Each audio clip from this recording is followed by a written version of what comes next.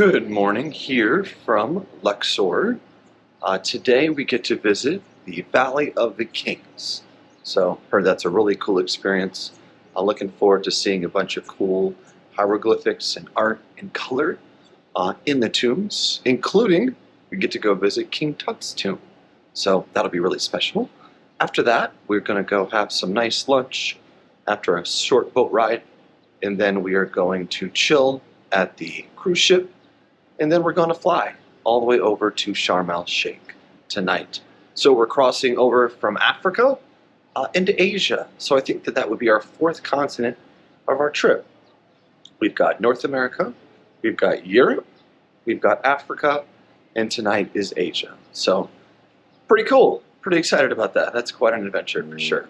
So come join us.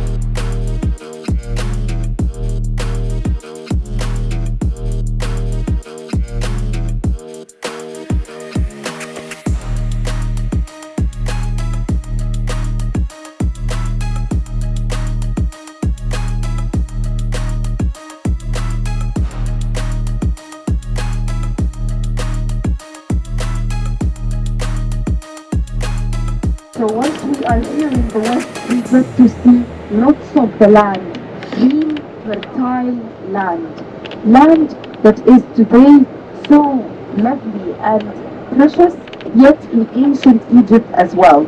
It must have been always an inspiration of how the afterlife would be. The ancients used to think that in the afterlife it's going to be Iyaru fields. The Iyaru fields are paradise fields. And so when they describe heaven, they describe paradise to be agricultural, green, fertile land known as Iyaru.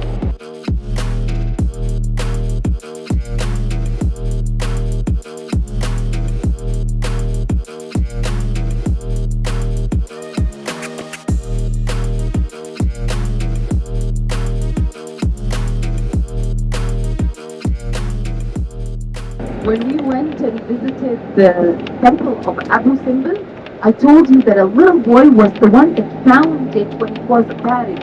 And that little boy was recognized because the name Abu Simbel is the name of the boy. But when Howard Carter made the excavation of the tomb of Tutankhamen, you never heard that Hassanin, a little boy, was the one that led him to it. After Howard Carter spent 11 years, interrupted by World War, searching for the tomb, knowing it's there as he found a cartouche of Tutankhamen stamped on one piece, and so he knew that it must mean that his tomb is still there. But then, one day, Hassanin had his foot into a mouth of a shaft, so he knew this is what the foreigner Howard Carter is looking for. So he ran all the way from inside there where we are going, all the way to where the trees are. It's actually where Howard Carter house, today a museum, and also a mausoleum behind is Howard Carter is buried right where he was living, where he was working in the excavation 11 years. But finally, Hassanin came running, telling him, "Hey Howard, Mr. Howard, I know what you're looking for, and I know where it is. Come, I'll lead you. And he showed him, and Howard Carter went inside, and the first thing, he had a little hole through which he could see, and he said, yes, wonderful things, yes, beautiful things. And that's what he found.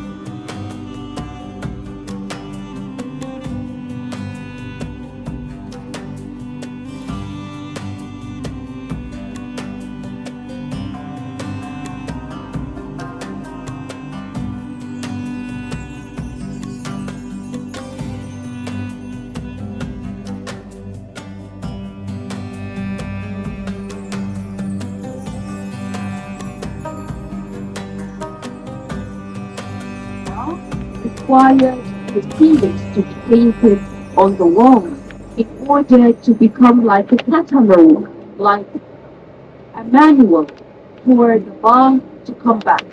So the bar would receive a navigation and be recognizing the mummy, the mask, the statue in order to inherit and resurrect again.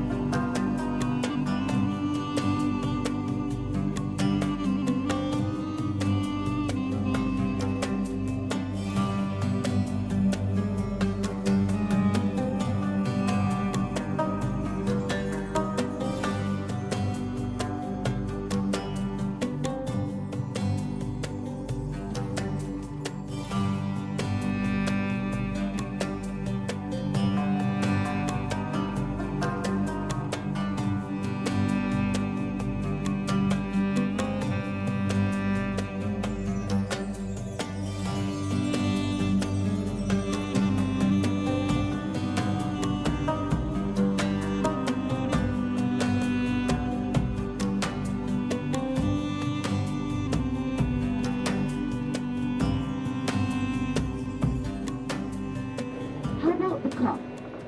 The calf is the double that has been born before us and will not die but forever. It's usually one calf. And the Greeks used to believe that the calf is actually one royal calf since antiquity. So whenever they wrote the king's list, they regarded this, and that's why in the king's list that is written in Abides temple as well as Karnak temple, they decided to omit the kings that they didn't like.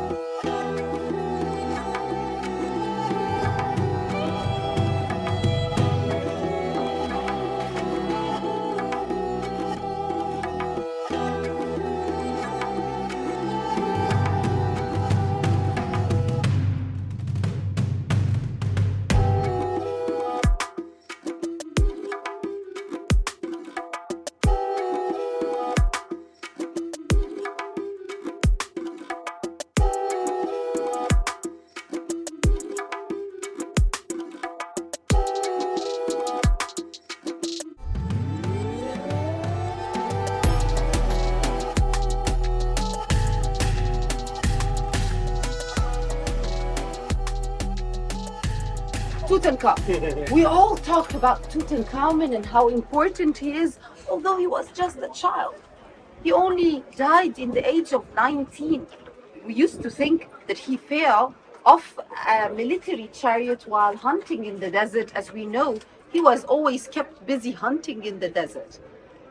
And we used to also think that maybe the priests that manipulated him from the monotheistic religion into the polytheistic back to Amun-Ra were the ones that killed him by the end of the day. But the most recent research proved that he suffered malaria and that was the cause of death. Either or. He dies prematurely in the age of 19, leaving beautiful furniture, lovely jewelry, but no tomb was dug for this king. And so Iaye is the high priest at that time that decided to honor the king and give him his own dug tomb, unfinished, no paintings on the walls, rather small in size compared to what Tutankhamen has, and bury him in a harem, 70 days of the mummification, where all that they had to start painting walls and only painted walls of the burial chamber. The burial chamber was painted, and in a hurry everything was inside, and they blocked it. When the excavation took place, the paintings on the walls must have been wet and fungi grew on it. It's the only occasion you see the fungi and you see that it is dotted. And it's only one, the burial chamber. The rest is plain walls. And you've seen that this time has no plain walls. It used to be well painted and all. Why wouldn't he have it painted? But because it wasn't never his. It was always Iaye's. This Iaye, is the one that became the successor. Why is he famous? Because of the discovery that happened to be where his forgotten small tomb that only has things of his life, furniture and all, even squeezed into the tomb because it's too small, as I explained. Forgotten in a few years, a robbery took place. Apparently the robbers went inside and only went to the antechamber and the annex room. This burial chamber had a big wall that was blocking it. And once you take off the wall, you find as big as the burial, big box made out of wood and gilded. Then you open it and there's another inside that's like Russian dolls, and another, and another, and a sarcophagus of quartzite stone still inside, and a coffin, 2, 3, we've seen 2 of them in the Egyptian Museum, then the mask. So it's so many layers, not very easy to rob. Apparently the wall was never even penetrated and only things were taken from here. And the things that were taken in ancient time during the reign of Hormuzd was shameful. Shameful to learn as a military man that during his reign it's been robbed. So he decided to secretly hide it so people wouldn't know that he's a weak king or all or anything like that. And successfully he hid it, unknowing it's there. Ramses V and the VI were the ones that dug their tomb almost on the top of it. If you can see that inclination there, it is the entrance of another tomb. So imagine a hole here and a hole there. And the accumulation of what they were digging was added on the top of the unknown to be a tomb. And so by time things were robbed, never Tutankhamun's again, until Howard Carter found it almost intact. And that's why it is there with beautiful things. But think about it, it's an eye-opener. Kings like Rameses II that lived 67 years ruling Egypt, 97 years when he died, must have had an amazing preparation. Tombs that we went inside today that are longer and bigger and beautifully painted must have had jewelry and treasures that are gone throughout the years, even in ancient times. Robberies took place, they took what they wanted, melted gold, and must have vanished throughout the years, to the addition of treasure hunters later on and foreigners that took things and went away. So Tutankhamen became famous because of the excavation of the tomb, but as a king, he almost did nothing.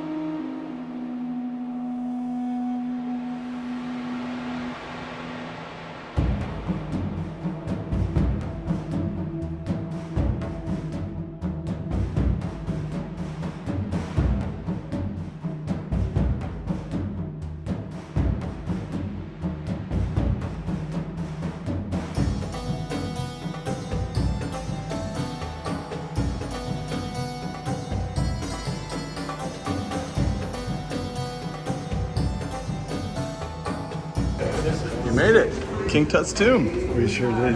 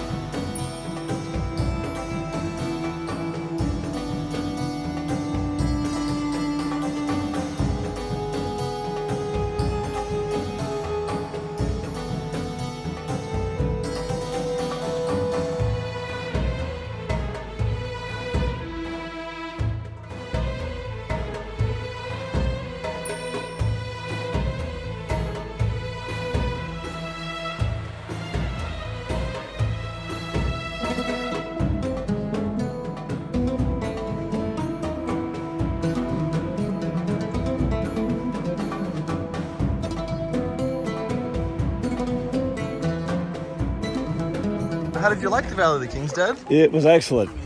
Excellent. There you go. A lot of dead people. Actually, just a few. But very cool. Very cool looking.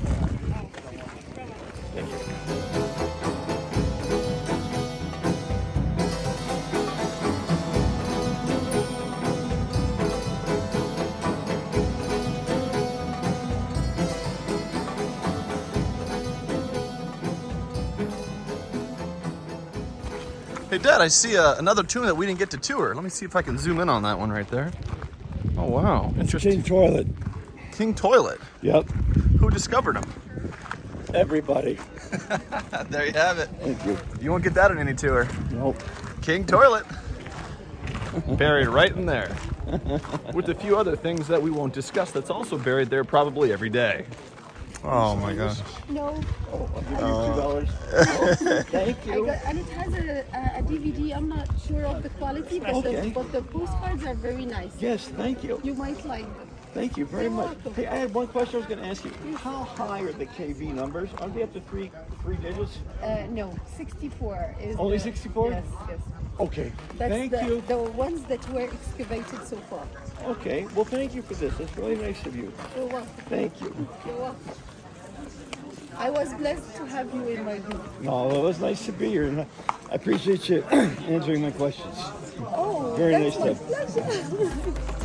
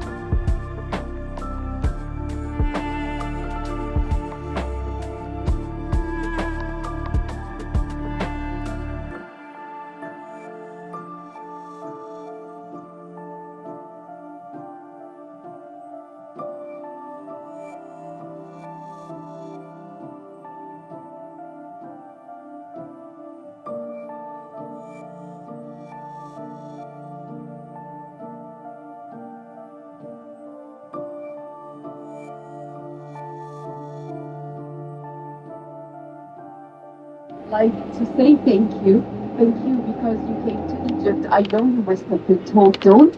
And thank you for joining Adventure by Disney that do it the right way. And thank you for believing in acceptance and allowing yourselves to accept other countries, cultures, religions, ideologies, way of thinking. Be who you are because you are lovely this way. If we are more, we will be better universe. So hopefully I've met your expectations. Hopefully the trip was good.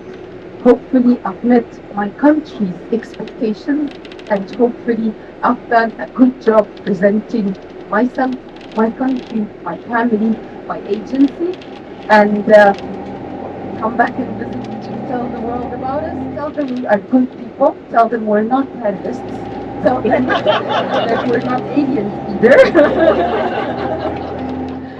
Tell them that we have the most beautiful culture and history ever. Tell them that we are friendly and would like to have people and that you support the economy of my country. Tell them about Egypt, about Adventure by Disney, about Marwa, and come back and visit me. Thank you.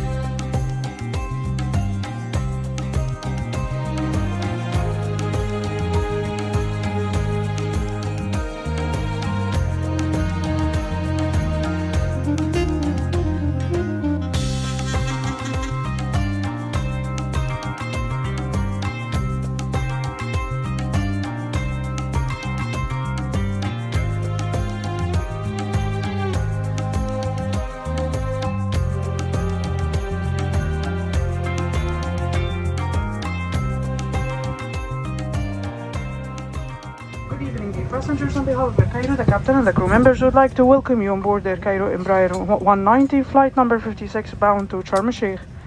During our flight to Sharm El-Sheikh, we'll be flying at an altitude of 21,000 feet, and our flying time will be 40 minutes. You are kindly requested to put your hand luggage in the overhead compartments or under the seat in front of you. As we are now ready for departure, you're kindly requested to fasten your seatbelts, adjust the backrest of your seat to the fully upright position, close the tray tables in front of you, and refrain from smoking, including all types of e-cigarettes, during the whole flight. Thank you for choosing Air Cairo, and we wish you a very pleasant flight.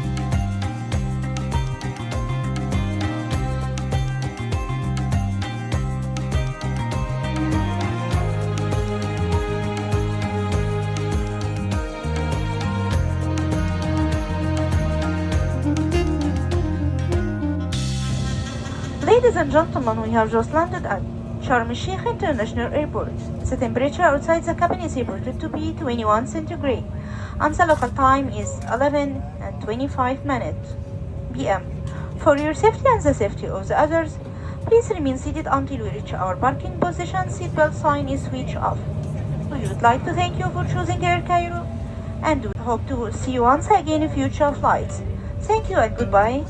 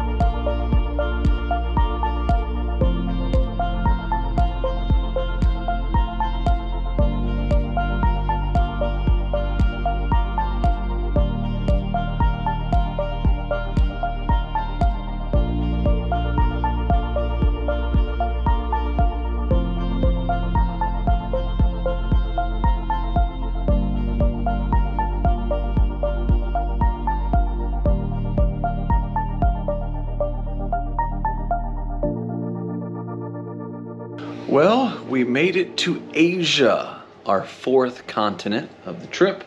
Started in North America, had a layover in Europe, went to Cairo, Egypt, and Africa, and now we're at Sharm El-Sheikh here in Asia. That's definitely what I call an adventure. So, had a good day, really a travel day, essentially. It was nice to go to the Valley of the Kings. I think that was my favorite part of the day, was going to the Valley of the Kings and seeing a bunch of cool tombs, including King Tut's tomb. You hear so much about it, you see so much on TV, but to actually be there is definitely a surreal experience. But yeah, that was my favorite part of the day. What was your favorite part of the day? You've been to one continent, you've been to them all, pretty much. But it is nice to say it was fourth continent, you said? Yeah, 4 continents, yeah. We went to the Valley of the Kings today. It was very, very cool. The more tired and ragged out I get from this, the less funny I am. So, and the history lady bought me this pack of photos. She said, I noticed you like postcards, like pictures of photos and that. So she actually bought it for me and gave it to me. But that was very nice of her. I had to let her down gently, but I appreciate the token gift. It was very nice. And yeah, we've been traveling. Man, it's going to feel good to get back home. I've never traveled in more modes of transportation with a shorter period of time ever. So, having a good time. Steven's a wonderful host, continues to absolutely spoil me. And looking to see what kind of food we can get tonight, because I didn't eat hardly any dinner. But anyways, no one here is starving. So we're having a fun time. Steven's an awesome host. I feel in my heart that I am an awesome guest. And we're having a fun time. And that's it. I am very grateful. Thank you. And there you have it. So you'll see here, it is 1:02 a.m. here in Asia. Super fun day. Really cool time with the Valley of the Kings. And I guess we are signing off for now. Good night.